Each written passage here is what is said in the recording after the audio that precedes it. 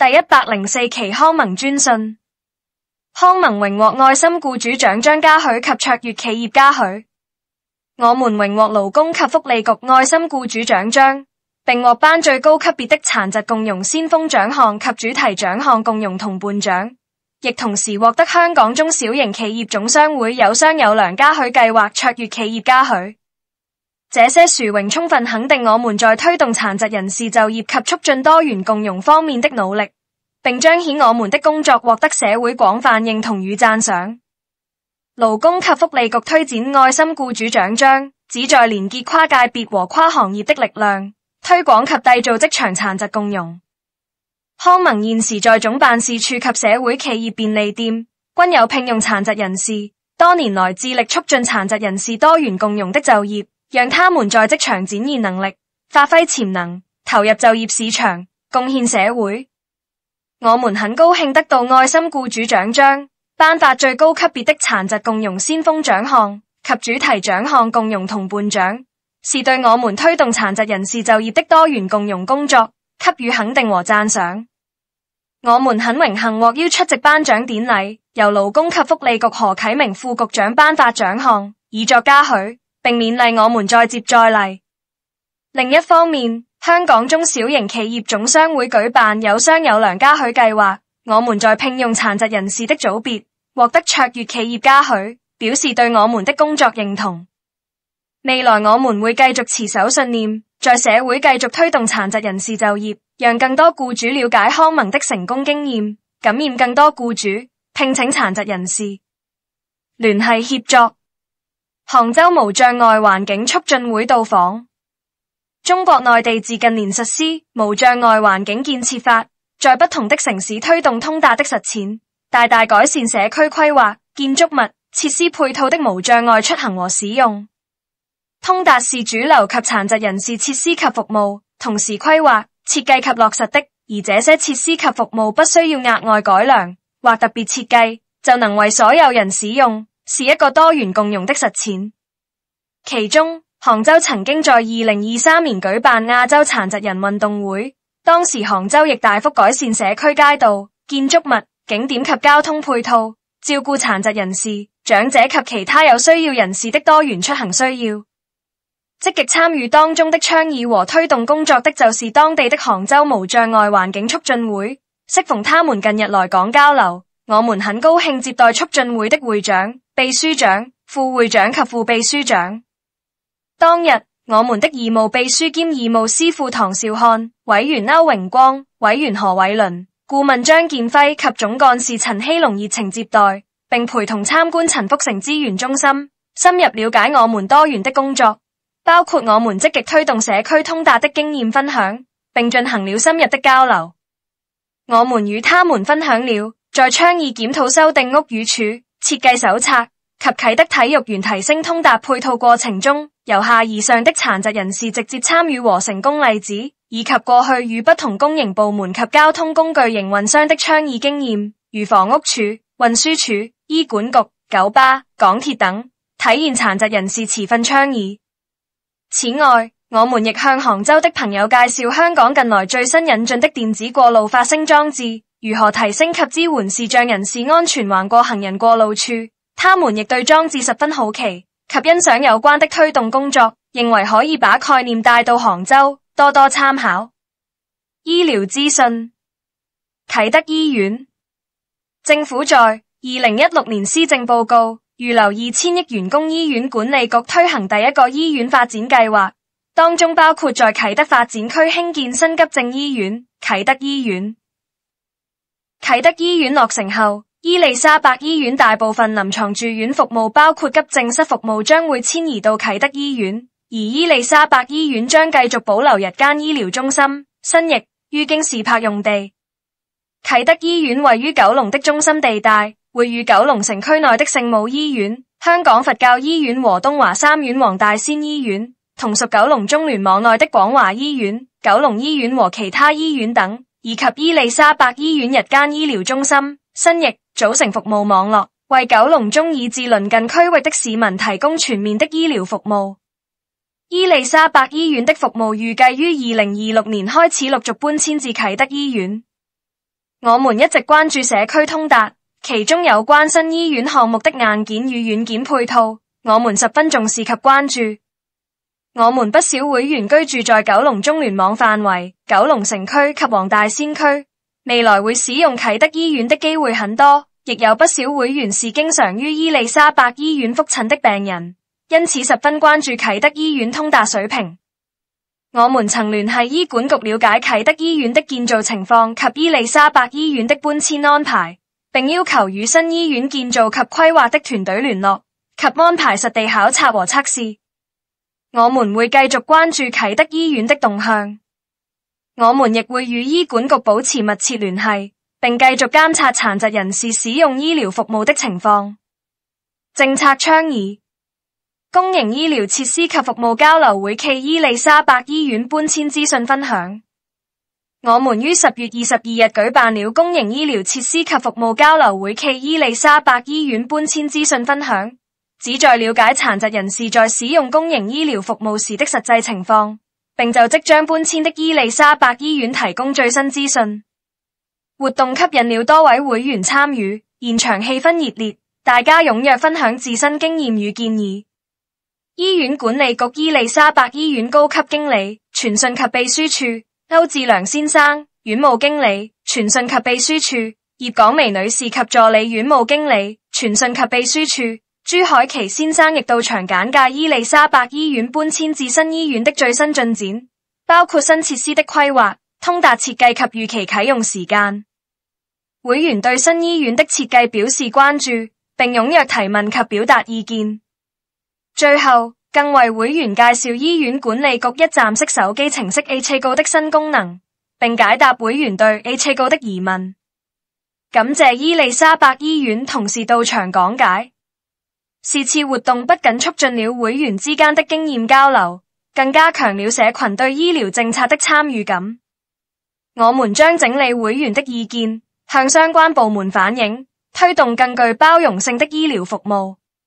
感謝每位參與者的積極投入，讓我們一起實踐自我倡導，推動通達共融的醫療環境。對2025年施政報告的回應。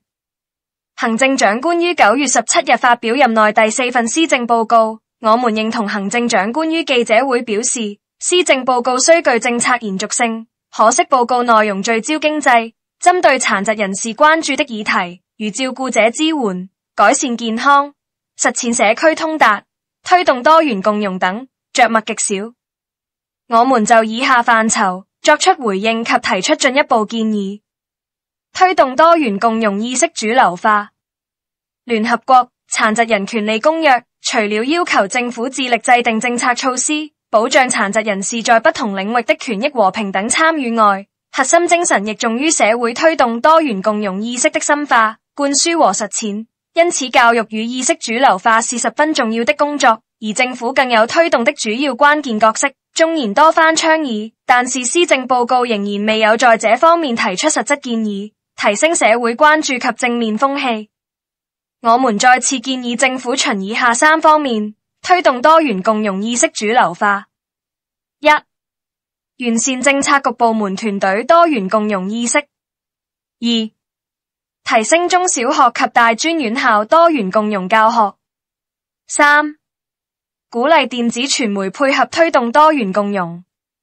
實踐社區通達，讓全民受惠。通達是主流及殘疾人士設施及服務，同時規劃、設計及落實的，而這些設施及服務不需要額外改良或特別設計，就能為所有人，包括殘疾人士，使用。推動社區通達體現的是一個多元共融的實踐，所有人不論任何年齡、能力、身體狀況、背景，都能平等、安全地使用及參與。通達不只包括設施，更涵蓋資訊接收、語言支援等層面，以致全民受惠。過去多年，我們一直提倡實踐社區通達，並期望施政報告採納建議，可惜未能如願。1. 通達主流化，成為各政策局制定服務和政策時的綱領。 2. 完善通達交通網絡配套，強化社區照顧者介入支援。勞工及福利局與社會福利署自推行齊撐照顧者行動後，進行了不少先行先試的介入計劃及引進政策措施，目的更好支援社區照顧者。但是照顧者離世，殘疾人士陪屍多天，照顧者殺害殘疾人士後自殺，這些悲劇的情況依然屢屢發生。每當深入了解後，便不難發現這些悲劇主角很多都是深度隱蔽的照顧者，平常不會主動接觸資訊，不主動分享，不願意求助他人，這是現行照顧者支援政策不足的地方。我們歡迎政府採納我們建議，朝以下方向優化。我們亦就相關工作提出進一步建議：一、政府部門及公營機構數據互通；二、善用社區資源，公共屋邨設立關愛及聯絡主任職位，深化非藥物介入改善健康。在面對人口老化、慢性疾病普遍化及精神健康挑戰的情況下，非藥物介入正逐漸成為提升公共健康的重要策略。非藥物介入的形式是不依賴藥物治療，而是透過包括運動參與、音樂、藝術創作、社交活動等方式，建立正面互動，促進身心健康，長遠減少對醫療系統的依賴。一、推動新興運動普及，改善身心健康。二、推動自然療癒生態旅遊，助改善情緒健康及延緩身體機能退化。視察東九文化中心。東九文化中心已於11月初正式啟用，政府定位場地為推動長期演出及藝術科技的發展，有關設施是重要藝文基建，而日後前往欣賞展覽及表演，不乏長者及殘疾人士，亦相信未來會有不少殘疾劇團或展能藝術家策展及進行表演節目，因此設施配套的多元共融與通達非常重要。康盟自2017年起開始參與東九文化中心規劃的諮詢工作，期間積極參與多次諮詢交流會及工作坊，就場內通達設施及配套等給予不少意見。我們於10月16日應康樂及文化事務署邀請，在東九文化中心啟用前，為場地設施進行通達視察。委員歐榮光亦就場地內的設施，如出入口設計、升降機、座位安排、洗手間、通達路徑等，向處方團隊提出優化建議。我們亦希望透過測試設施及服務的通達水平，讓設施盡善盡美。當投入服務後，各樣配套可以共融地照顧多元需要。本地電視節目資訊通達交流會。通訊局現正就3間本地免費電視台續牌展開公眾諮詢，有見及此，我們於9月17日舉辦了本地電視節目資訊通達交流會，邀請參加者分享收看電視節目的體驗，並就如何提升資訊通達及推動多元共融集思廣益。不少參加者認為電視節目是做好社區教育的軟性渠道，應致力推動多元共融。另一方面，參加者亦認為電視台有責任優化配套，確保殘疾人士能平等、全面、清晰地接收各類型資訊。活動回顧：東寶慈善基金資助康健啟動殘疾人士健康管理與運動普及計劃，繼續貫徹我們的理念，一直推動基層醫療元素健康促進。7月至11月期間，我們舉辦了一系列健康管理及疾病預防講座、新興運動短期班及自在玩、疾病預防及身體檢查，藉此提升殘疾人士的健康管理意識，建立殘疾人士對運動的興趣，讓殘疾人士痛症逐步舒緩。健康管理及疾病預防講座及工作坊，膝關節炎的護理與防治健康資訊講座，認識膝關節置換手術健康資訊講座，認識乳癌與防治健康資訊講座等。新興運動體驗工作坊及短期班，分欄目企自在玩時段，疾病預防及身體檢查 ，AI 眼底健康風險檢查計劃，共融關懷顯愛心。適逢中秋節，我們在2025年10月2日舉行了共融關懷顯愛心活動，向會員派發福袋和月餅，讓他們感受到中秋節的氣氛。特此鳴謝銀行館、香港中華煤氣有限公司、美利米業有限公司、Dr. Kong 慷慨捐贈物品給我們。正念星之花編織工作坊。面對繁忙生活，不少會員把壓力悄悄藏在心裏，日積月累卻無處釋放。因此，我們在公益金一筆過特別撥款的資助下，於9月15日舉辦了正念星之花工作坊。工作坊結合靜觀與編織元素，透過重複繞線的節奏動作，讓各位能夠專注當下，綻放出每個人獨一無二的星之花，同時排解心中情緒。活動宣傳：迷你盆景工作坊，活動編號417。盆景是指把植物放在細小的盆中種植，在製作盆栽的過程中，參加者可以透過種植植物、苔蘚擺放造景石和不同的擺設，將內心的思路和想象化成景觀，寓大於小，把大自然景觀縮影成桌上小盆栽。日期：2026年2月14日，星期六。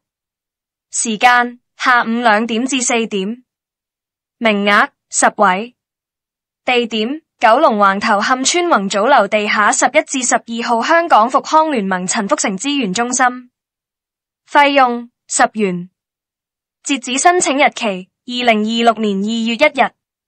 草頭娃娃及彩繪盆栽工作坊，活動編號418。充滿生命力的麥草容易栽種，加上個人創意，製作出有五官的草頭娃娃，把靜態種植活動變為有生命力的趣味活動。另外，大家可以自由塗鴉、隨筆書壓，打造獨一無二的彩繪盆栽。日期：2026年2月28日，星期六。時間：下午2點至4點。名額10位。地點：九龍橫頭磡村宏祖樓地下11至12號香港復康聯盟陳福成資源中心。費用10元。截止申請日期：2026年2月1日。植物水苔球及葉脈拓印多肉小盆栽工作坊，活動編號419。水苔球與一般盆栽不同，苔球是由水苔、土壤介質、植栽3樣元素組成，以土壤和水苔包覆植物根部，水苔就成為植物的花器。另外，拓印紙張拓片上的圖案、文字以染料複製到紙張或不同物件。而葉脈拓印盆栽就是用顏料將葉子上的葉脈以拓印的形式印在盆栽上，再種上多肉植物成為一個精緻的小盆栽。日期：2026年3月6日，星期五。時間：下午2點30分至4點30分。名額10位。地點：九龍橫頭磡村宏祖樓地下11至12號香港復康聯盟陳福成資源中心。費用10元。截止申請日期：2026年2月1日。備註：1. 報名的必須為康盟會員。2. 若報名人數眾多，活動將於2026年2月4日進行抽籤。3. 中籤參加者收到通知後才交款。康盟 WhatsApp 社群公告正式啟用。